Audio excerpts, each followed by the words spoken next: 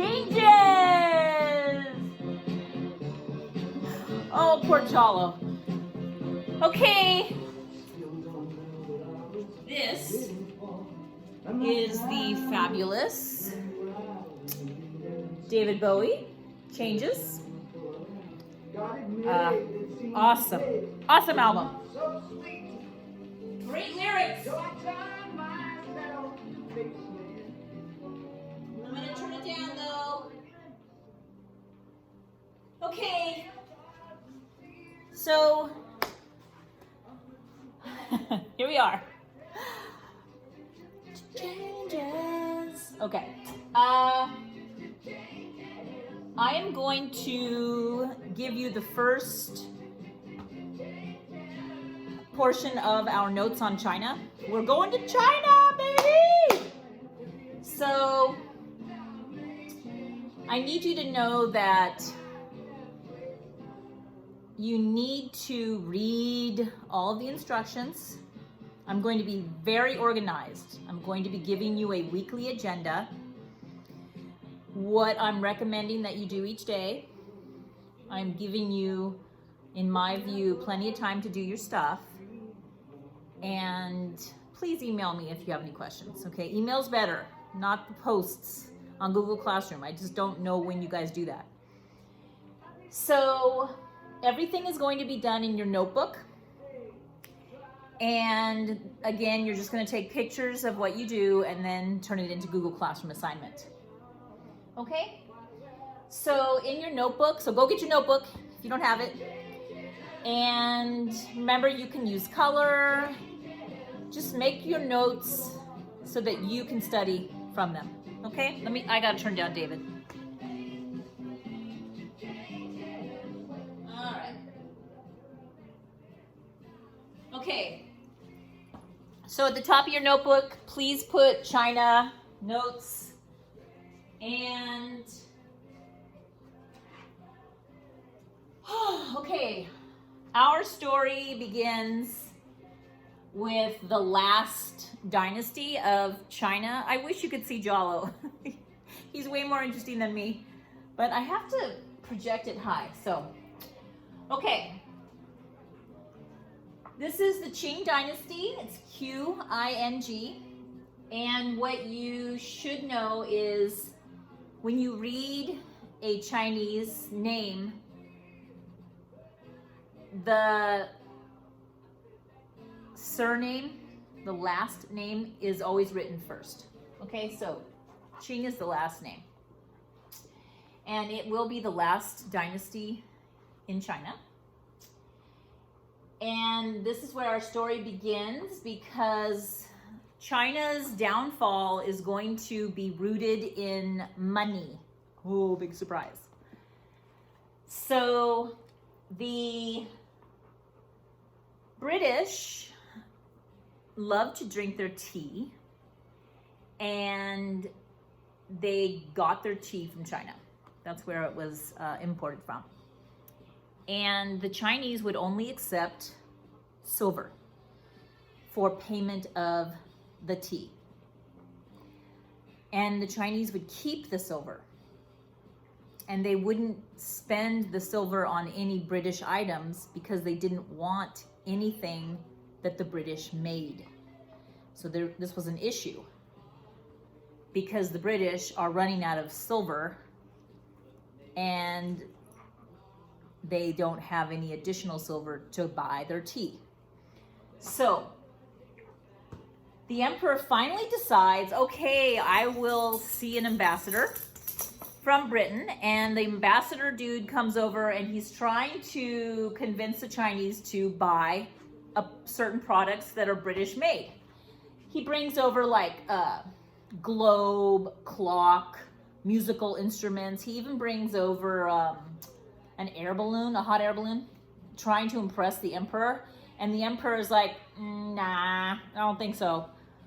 I don't really want to buy any of your stuff. So the British are back in the same boat of, they're very frustrated with this imbalance of trade. Okay, because they keep buying tea from the Chinese and paying them silver for it, and the Chinese keep the silver, and the Chinese are not buying anything from the British. So there's an imbalance. I'm so sure. There's an imbalance of trade. Okay, this is where the British do something that is one of the worst things that a country has ever done to another in history. It ranks up there with the Armenian genocide, the Holocaust, the atomic bomb, okay? And what they do is they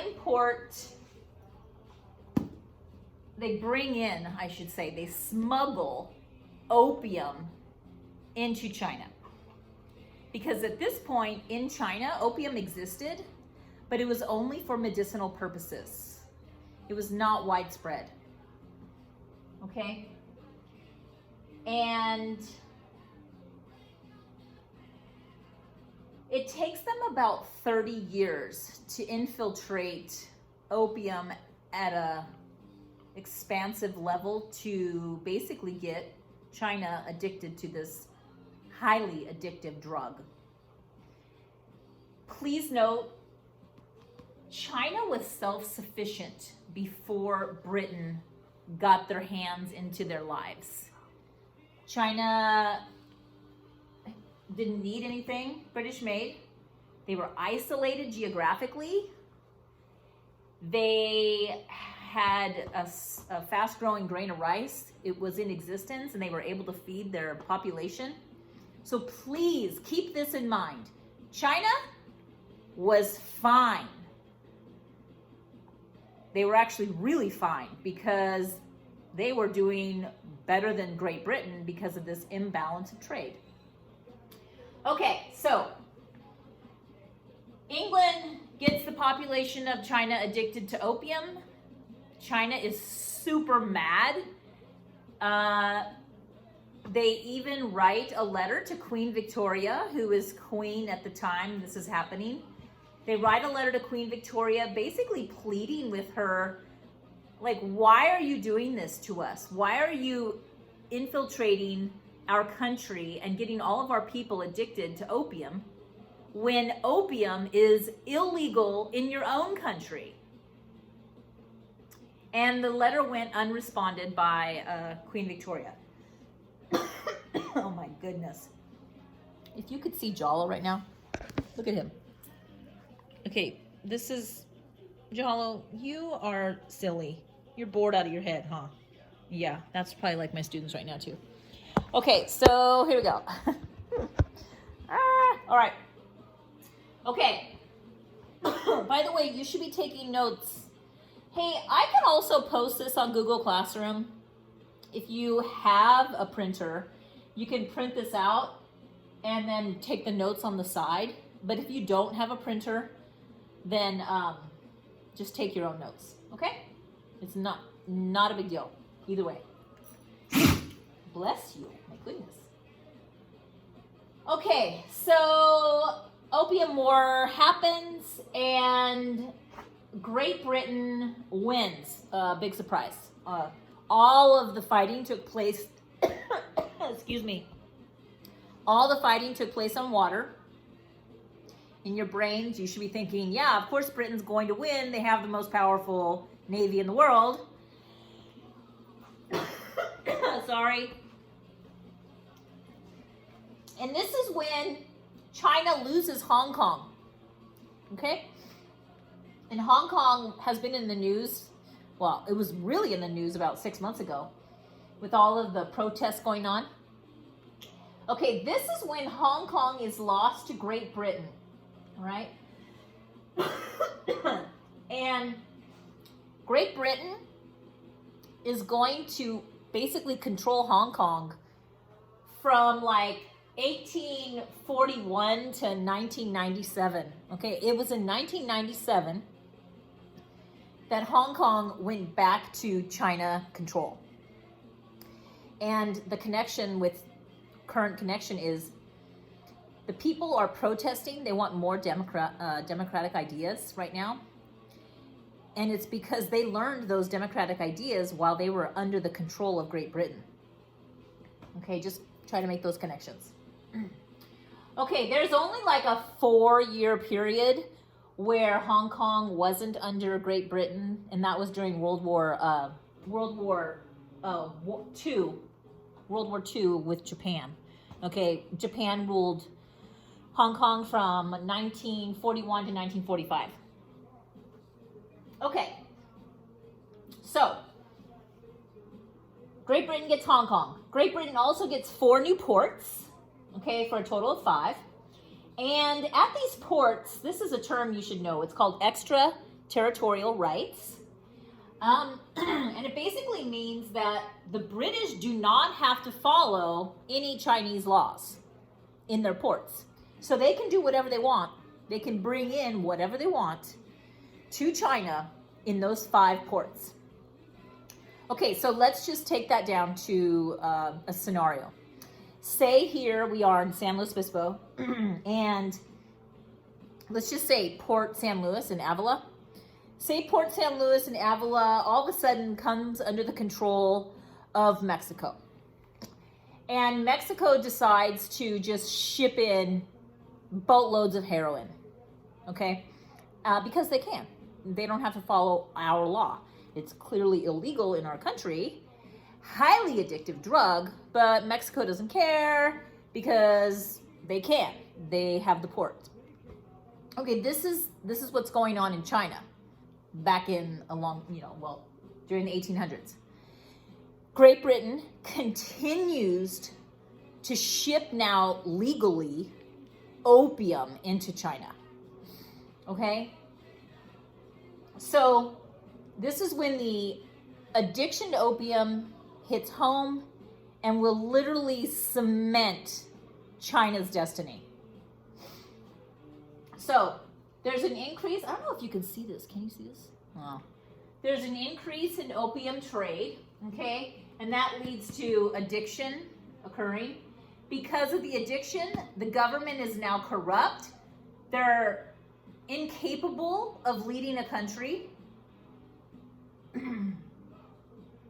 The peasants in the countryside, the farmers who are also supposed to be growing, they're also addicted, and they're not doing their job. The entire country of China becomes dysfunctional because they're addicted to opium, and unfortunately, I think we all kind of know the status of somebody who's addicted to a drug is they are completely dysfunctional. So when you have your entire country addicted, not entire, but a lot of people addicted, especially with the people who are trying to, or who are supposed to lead the country who are addicted, your country is going to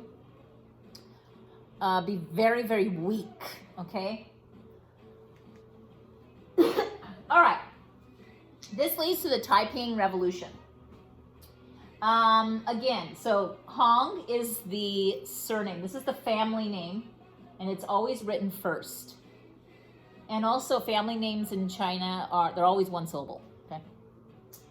Okay, this is a revolution. Basically, there's a group of people who are really tired of these foreigners who are taking over their country and doing bad things.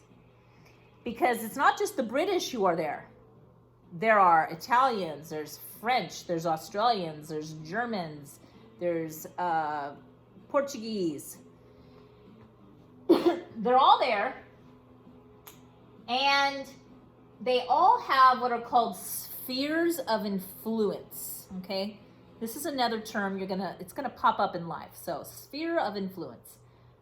This is when a foreign country controls the trade and the economy of a rather large region. Okay, so this is happening all over China.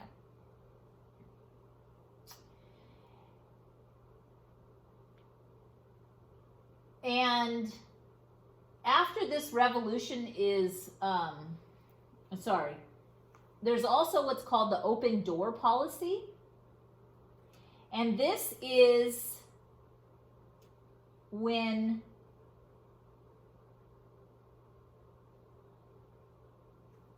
the United States makes a ruling, because we actually thought that we were going to lose out on trade and we were getting a little nervous that China was going to be colonized. All those spheres of influence would actually turn into colonies, like serious colonies for the Europeans.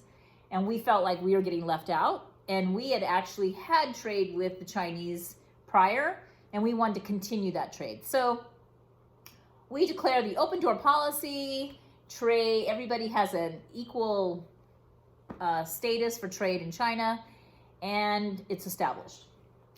Okay, well, again, and this is going to keep coming back. Again, the Chinese are like, ugh, we are over all these foreigners in our country. All they do is take advantage of us.